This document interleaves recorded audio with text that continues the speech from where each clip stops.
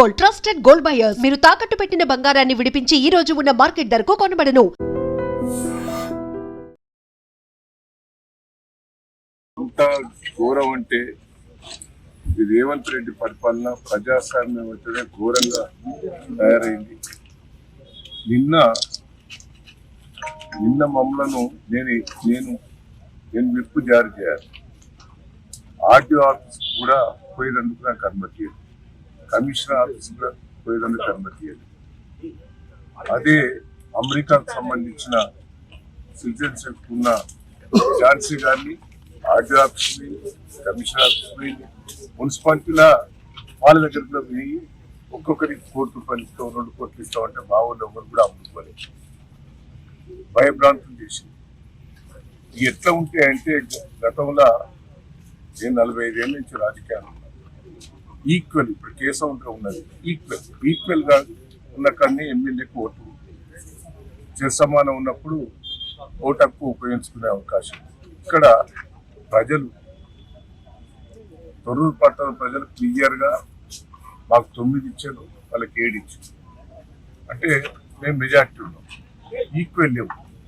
సరే MLA vote ఉపయోగించుకున్నదంటే అది, కానీ ఎంపీ కావ్య గారు వరంగల్లో ఆమె అప్లై చేసుకున్నది, వరంగల్లోనే నాకు ఓటకు కావాలని ఆమె పిటిషన్ పెట్టుకున్నది. ఆ పిటిషన్ ప్రకారంగా ఆమె పిలిచిండ్రు, ప్రమాణ స్వీకారం చేసిండ్రు. ఇక్కడ నీకు ఓటకు కల్పించినామని క్లియర్ గా వాళ్ళకి ఆధారాలతో ఇచ్చినాం. 3 రోజుల బట్టి మేము ప్రయత్నం చేస్తున్నాం. ఆర్డీఓ గారి దగ్గర, కలెక్టర్ దగ్గర, మున్సిపల్ కమిషనర్ దగ్గర. ఏమో ఓటకు ఇక్కడ ఉపయోగించుకున్నదట, దాన్ని ఆధారం ఇవ్వండి అని మా కోర్టు వాళ్ళు అడుగుతున్నారు. 3 రోజుల బట్టి ఆధారాలు కూడా ఇస్తారు. ఇలా ఓటేసి అది ప్రజాస్వామ్యం వేసినాక ఒక్కసారి ఆలోచిస్తారు. జనగంలో ఇద్దరు సమానంగా ఉంటే మా వాళ్ళని గురించి కాంగ్రెస్ పార్టీ సమానం వస్తే ఆడ టాస్ల వాళ్ళకే వచ్చింది. తొర్రూరులో టాస్ల చైర్మన్ వైస్ చైర్మన్ వాళ్ళకే వచ్చింది. అంటే దీంట్లో కూడా మోసం. ఈ టాస్ పెట్టే కాడ కూడా వాళ్ళ అభ్యర్థులనే పేర్లు రాసుకొని వాళ్ళే మొత్తం పెట్టినట్టే మాకు అయిపోతారు. మళ్ళీ చూపెట్టు అంటే మా వాళ్ళు అడిగితే కూడా చూపెట్టే పరిస్థితి లేదు. ఎట్లా తీసిందనే చూపెట్టు అంటే నాకు బాధ అనిపిస్తుంది. ఒక పక్క ఏడుపు కూడా వస్తుంది.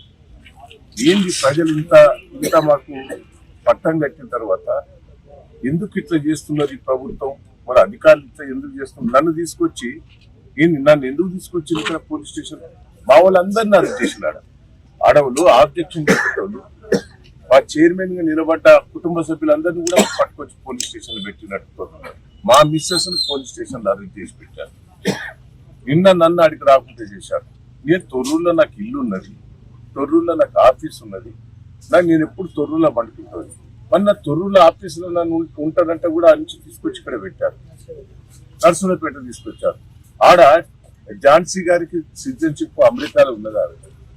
ఇక్కడ ఇల్లు లేదు, ఏది లేదు, తొర్రూరులో బాధాపున్నదారు. అంటే ఎంత ఘోరం అండి. 45 ఏళ్ళ రాజకీయాలలో ఇంత మోసం, ఇంత దగ నేను ఎప్పుడు కూడా రాజశేఖర రెడ్డి పీరియడ్లో కూడా ఇట్లా ప్రజాస్వామ్య విరుద్ధంగా ఎప్పుడు కూడా చేయలేదు.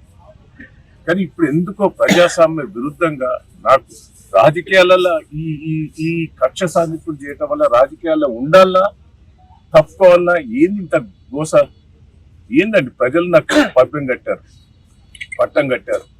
సర్పంచ్ ఎన్నికలలో మెజార్టీ సీట్లు ఇచ్చారు. నేను 46,000 ఓడిపోతే నాకు 2,000 లీడ్ ఇచ్చిండు సర్పంచ్ ఎన్నికలు. పెద్ద పెద్ద గ్రామ పంచాయతీలని నన్నే గెలిపించారు.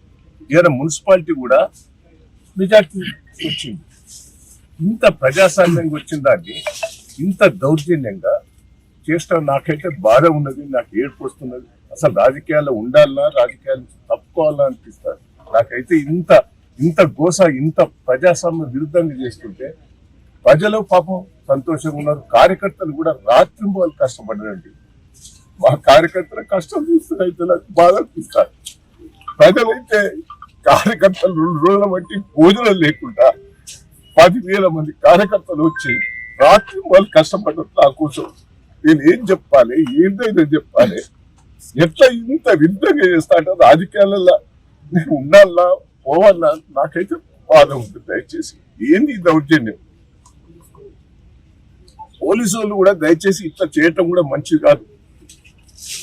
కేసీఆర్ చూస్తే ఒక పక్క అభిమానం, దయానంద్ చూస్తే అభిమానం ప్రజలు. కానీ ఇంత అరాచకాలు చూస్తుంటే నాకైతే ఏమన్నా చెప్పండి, నా కార్యకర్తలకు ఏం జవాబు చెప్పుకోవాలి, కార్యకర్తలకు నేను ఏం జవాబు చెప్పాలి? పాపం తెగించి పనిచేసేది ఈ రోజు.